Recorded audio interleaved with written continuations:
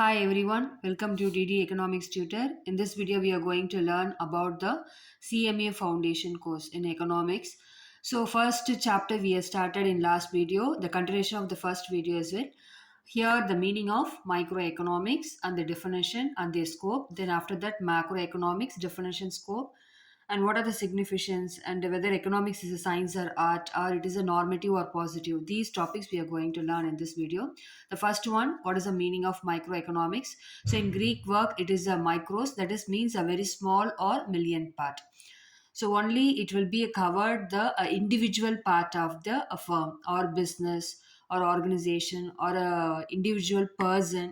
So ஒரு தனி நபரை மட்டும் கண்ட்ரோல் பண்ணுறதோ இல்லை ஒரு பிஹேவியர் பண்ணுறதோ ஒரு பிஹேவியர் ஆஃப் இண்டிவிஜுவல் யூனிட்ஸோ ஒரு ஆர்கனைசேஷனோ கன்சியூமரோ ப்ரொடியூசரோ ஃபார்மோ இண்டஸ்ட்ரீஸோ இது எல்லாமே மைக்ரோ எக்கனாமிக்ஸ் கீழே தான் வரும். So what about the economics Marshall said about the microeconomics means it divides the economic into small units or small parts. So each part is studied. It explains how the consumer gets a maximum satisfaction and how the producer gets maximum output and how the firm gets a maximum profit. இதுதான் micro economics. So K E Boulding என்ற economics வந்து என்ன சொல்லியிருக்காருன்னா, it's a particular firm or particular household or individual prices wages incomes individual industries particular commodities. And what are the scope of micro economics means, micro economics ஒரு ப்ராடக்டோட இல்லை ஒரு commodity or good அதோட price எப்படி determine பண்ணுறாங்க அப்படின்றது ஈஸியாக find out பண்ண முடியும் மைக்ரோ எக்கனாமிக்ஸில். And how the price of the per unit of the product or the factors of production is determine. Determine பண்ணுறது எப்படின்னு பார்த்தீங்கன்னா, சப்போஸ் ப்ரொடியூசர்ஸ் எப்படி மேனுஃபேக்சர் பண்ணுறாங்க, எப்படி ப்ரொடியூஸ் பண்ணுறாங்க, எதை பேஸ் பண்ணி ப்ரொடியூஸ் பண்ணுறாங்க அப்படின்றது பார்த்தீங்கன்னா சப்ளை அண்ட் டிமாண்டை வச்சு தான். அதே மாதிரி ப்ரைஸ் ஆஃப் த கமோடிட்டி எப்படி இன்க்ரீஸ் ஆகுது டிக்ரீஸ் ஆகுதுன்னு பார்த்தீங்கன்னா, income of the consumer or taste or preference and substitute good or complementary good இதை பேஸ் பண்ணி தான் ப்ரைஸ் ஆஃப் த குட் வந்து டிட்டர்மைன் பண்ணுது. இது வந்து ஸ்கோப் ஆஃப் மைக்ரோ எக்கனாமிக்ஸில் வருது. நெக்ஸ்ட் பார்த்தீங்கன்னா, theory of output employment, trade cycle, inflation, economics growth and distribution demand. இந்த எல்லா தியரியும் வந்து மைக்ரோ எக்கனாமிக்ஸில் வருது. And consumption and investment comes under the theory of output and employment. And what are the uses and significance of microeconomics பார்த்தீங்கன்னா, understanding the operation of economic. Suppose எக்கனாமிக்கில் வந்து எப்படி எக்கனாமிக் மூவ் ஆகுது, என்ன ஆப்ரேட் பண்ணுறாங்க அப்படின்றது எல்லாமே படிக்கிறது வந்து இதில் வரும். And economic welfare of the people, you know very well about the welfare of the people. And managerial economics. So economics managerial பார்த்தீங்கன்னா டைப்ஸ் அதிகமாக இருக்குது, ஸ்கோப் அதிகமாக இருக்குது, சிக்னிஃபிகன்ஸ் அதிகமாக இருக்குது. மேனேஜரியல் எக்கனாமிக்ஸ் அப்படின்னு என்னன்றது ஒரு வீடியோ நான் போட்டிருக்கேன் already. And next one is the macroeconomics. Macro means it's opposite to the micro. Here micro means small and macro means a large. So அங்கே எப்படி நம்ம இண்டிவிஜுவலாக படித்தோமோ அதே மாதிரி இங்கே வந்து ஒரு லார்ஜ் ஃபார்ம், அதாவது இண்டஸ்ட்ரீஸ், ஒரு ஃபார்ம்ஸ் எல்லாம் ஒரு இண்டஸ்ட்ரீஸில் இருக்கும் போது ஃபார்ம்ஸ் வந்து மைக்ரோ எக்கனாமிக்ஸாக வரும், அந்த இண்டஸ்ட்ரியை வந்து மேக்ரோ எக்கனாமிக்ஸாக வரும். இப்போ இங்கே ப்ரைஸ் டிட்டர்மினேஷன் ஆஃப் ப்ரைஸ் தியரின்றது மைக்ரோ எக்கனாமிக்ஸ். இங்கே பார்த்தீங்கன்னா வந்து இன்கம் தியரின்னு சொல்லலாம். சப்போஸ் பார்த்தீங்கன்னா நேஷனல் இன்கம்மை பற்றி படிக்கிறது, employment level, total output, total investment, total consumption, இது எல்லாமே வந்து மேக்ரோ எக்கனாமிக்ஸில் வரும். எக்ஸாம்பிள் பார்த்தீங்கன்னா, ஒரு ஸ்கூலை மட்டும் பற்றி நம்ம டீட்டெயில்ஸ் இன்ஃபர்மேஷன் கலெக்ட் பண்ணோன்னா அது மைக்ரோ எக்கனாமிக்ஸ்ன்னு சொல்லலாம். ஓவராலாக தமிழ்நாட்டில் இருக்கிற எல்லா ஸ்கூலை பற்றி பேசுகிறதோ அப்படி இல்லை இந்தியாவில் இருக்கிற எல்லா ஸ்கூலை பற்றி பேசுகிறதோ அது வந்து மேக்ரோ எக்கனாமிக்ஸ்ன்னு சொல்லலாம். And next வந்து பார்த்தீங்கன்னா definition about a Gardner Ackley. So it is in a concern with such variables or the aggregate. Aggregate means total. So volume of output of an economic with the extent to this resource or employed with the size of the national income and with the general price level. So macroeconomics வந்து பார்த்தீங்கன்னா variables, அதாவது overall total volume of output of economic, ஒரு எக்கனாமிக்கில் output level எவ்வளோ வருது, அந்த எந்த ரிசோர்ஸஸை வச்சு அவங்க யூஸ் பண்ணி அந்த அவுட்புட் லெவல் பண்ணுறாங்க. அதே மாதிரி size of employed persons, that is a labours, how many labours are working, இது எல்லாமே யூஸ் பண்ணி நேஷனல் இன்கம் எப்படி நமக்கு வருது. Example primary sector, secondary sector, tertiary செக்டார்லேருந்து வந்து ஓவராலாக அவுட்புட் படிக்கிறது மேக்ரோ எக்கனாமிக்ஸ். அண்ட் ஸ்கோப் பார்த்தீங்கன்னா national income or calculation of national income and total employment level, that is a full employment output, இது எல்லாமே வந்து மேக்ரோ எக்கனாமிக்ஸில் வரும். Price theory is also known as a micro economics. And இங்கே பார்த்தீங்கன்னா income and employment theory வந்து macro economics. Next பார்த்தீங்கன்னா micro and macro வந்து இன்டர்டிபெண்டன்ட்னு சொல்லலாம். ஏன்னா ஒரு இண்டிவிஜுவலை பற்றி படிக்கிறது மைக்ரோனும் போது ஒரு ஃபுல் பற்றி படிக்கிறது interdependent. That is in 1930 there is an importance to the macro economics. Next பார்த்தீங்கன்னா, ஸ்கோப்பு. நம்ம என்ன மைக்ரோல பார்த்தோமோ, அதே மாரி இங்க மேக்ரோலயும் பார்த்துருக்கோம். ஸோ மேக்ரோ எக்கனாமிக்ஸ் அனலைசிஸ் பார்த்தீங்கன்னா, level of output and employment. மைக்ரோல பார்த்தீங்கன்னா, பிரைஸ். இங்க fluctuate in level of output, employment and national income and changes in general price level and economic growth and economic development and theory of distribution. Theory of distribution போது inequality distribution between the incomes, அந்த price level, அந்த resources இது எல்லாமே வந்து theory of டிஸ்ட்ரிபியூஷன்ல வரும். நம்ம Indian எக்கனாமிக்கோட growth-ஓ, டெவலப்மெண்ட்டோ அத base பண்ணி எல்லாமே வந்து பார்த்தீங்கன்னா, மேக்ரோ எக்கனாமிக்ஸ் தான் வரும். மேக்ரோ எக்கனாமிக்ஸ் வந்து மாடர்ன் எக்கனாமிக்ஸ்ன்னு நம்ம சொல்லலாம். Next significance of macro economics பார்த்தீங்கன்னா, அண்டர்ஸ்டாண்டிங் ஒர்க்கிங் ஆஃப் எக்கனாமிக். மைக்ரோல பார்த்தது ஆப்பரேஷன் ஆஃப் எக்கனாமிக். இங்க மேக்ரோல பார்க்குறது வந்து ஒர்க்கிங் ஆஃப் எக்கனாமிக். எக்கனாமிக் எப்படி ஒர்க் பண்ணுது அப்படின்றது. நெக்ஸ்ட் வந்து ஃபார்முலேட்டிங் த பாலிசிஸ்.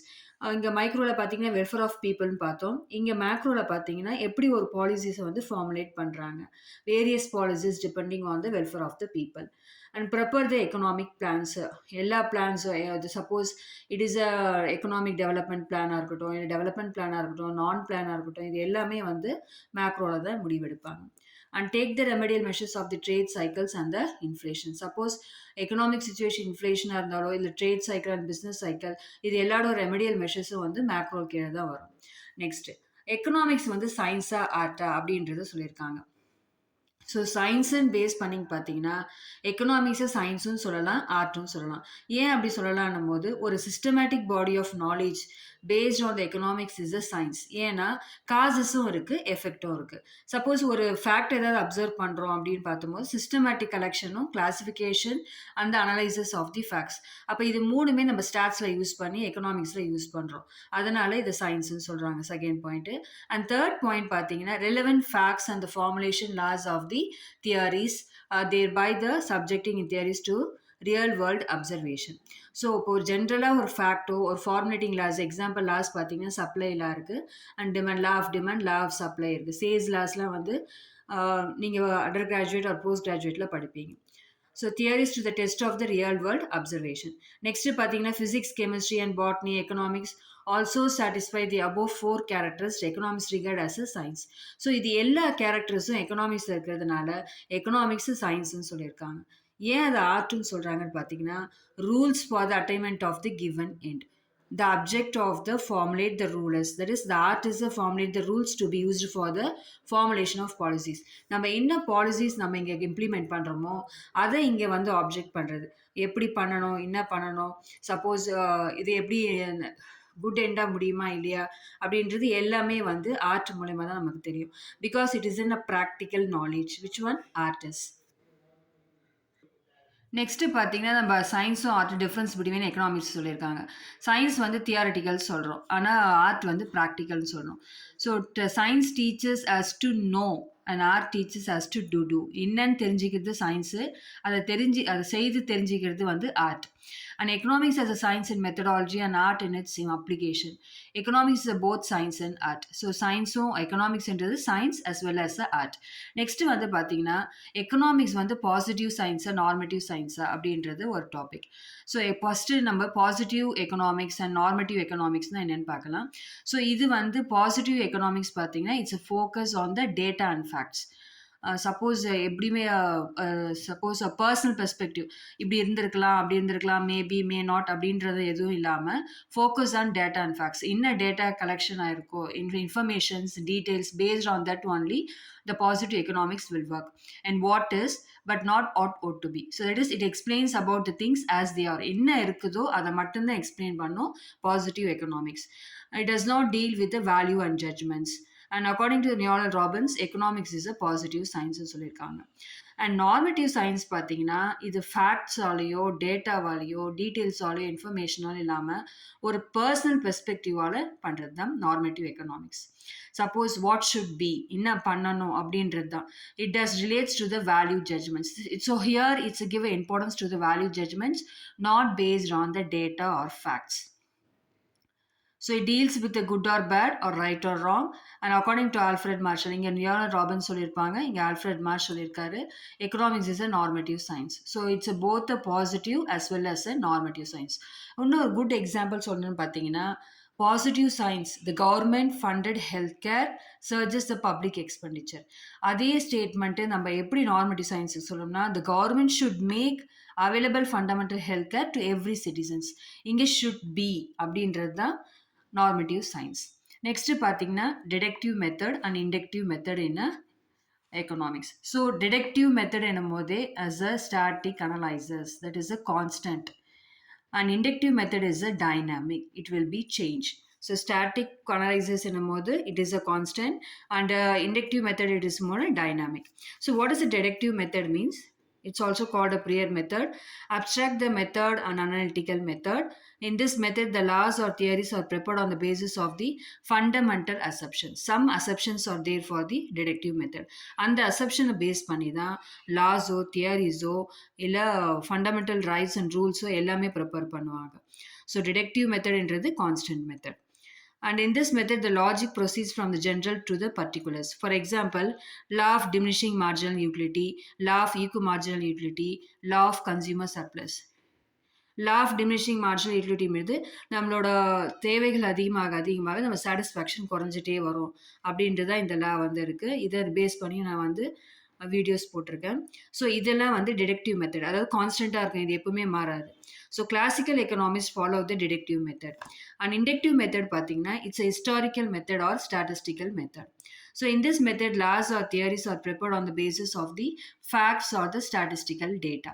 இதுவும் facts, data, stats, survey இதெல்லாம் பேஸ் பண்ணி தான் இந்த இண்டக்டிவ் மெத்தட் இருக்கு. அதாவது it will be change. So in this method, the logic proceeds from the particular to the general. Example பார்த்தீங்கன்னா லா ஆஃப் வேரியபிள் ப்ரொபோர்ஷன், அதாவது first phase, second phase, third phase, 3 பேஸில் வந்து எப்படி இன்க்ரீஸ் ஆகுது, எப்படி degrees ஆகுது, கான்ஸ்டண்ட்டாக இருக்குதா, நெகட்டிவ்ல இருக்கா, பாசிட்டிவ்ல இருக்கா அப்படின்றது நம்ம கிரேட் 11லேயே படிச்சிருப்போம் இது. And law of returns to scale பார்த்தீங்கன்னா decreasing, increasing and constants. And population theory, Malthusian theory. So modern economics follow the inductive method. Next topic பார்த்தீங்கன்னா central problems of economics. Central problems of economic grade 11லேயே நீங்கள் படிச்சிருப்பீங்க. What to produce, how to produce, for whom to produce. First what to produce என்னும்போது it is a present is given importance the resources are diverted from the production of the consumers futures given importance resource are diverted for the production of capital goods. So first பார்த்தீங்கன்னா what to produce, ஒரு என்ன produce பண்ணலாம் அப்படின்ற base பண்ணி கான்செப்டால் what to produce. It's a based on the stationery item, it's a based on the groceries, or it's based on any automobile parts. So it's present in a given importance. The resources are divided for the production of consumer goods. If the future is given important resources are diverted for the production of capital goods. So it's based on the consumer's taste and preference. So which one is a very demand in that time, so that they will produce, that is what to produce. And next one is a how to produce, that is the problem is arising because of unavailability of some resources. Maybe it is a capital intensive or the labor intensive சொல்லலாம். Suppose labours problem இருந்தது அப்படின்னு பார்த்தீங்கன்னா மிஷினை base பண்ணி நிறைய industries வந்து run ஆகுது. So large scale இண்டஸ்ட்ரீஸ்லாம் பார்த்தீங்கன்னா mostly it's a capital intensive technique only, because they having lot of machines and equipments. They are not based on the labour intensive. அதே ஸ்மால் ஸ்கேல் இண்டஸ்ட்ரீஸோ cottage industries பார்த்தீங்கன்னா அவங்க வந்து labour இன்டென்சிவாக தான் இருக்கும். So how to produce based on capital or labour. And third one is for whom to produce. So government policy determines what are the commodities to be produced and for whom one can make a conjecture from the pattern of production of the country. So the government decide produce a more ordinary buses than luxury cars. So one can understand that the country is producing for the poor or not for the rich. So for whom to produce என்னும்போது maybe I'm going to produce a product for the richest people, or otherwise I'm going to produce a product for the poorest people. It's only for middle class people, it's only for the students, it's only for kids. So like that. So what to produce என்னும்போது என்ன டைப்பான product நான் வந்து produce பண்ண போகிறேன், how to produce என்னும்போது whether it is a labor or capital, யாருக்காக produce பண்ண போகிறோம் அப்படின்றத இந்த 3 டாப்பிக்குமே. I hope you all understand all these topics. We will see in the next video. Thank you.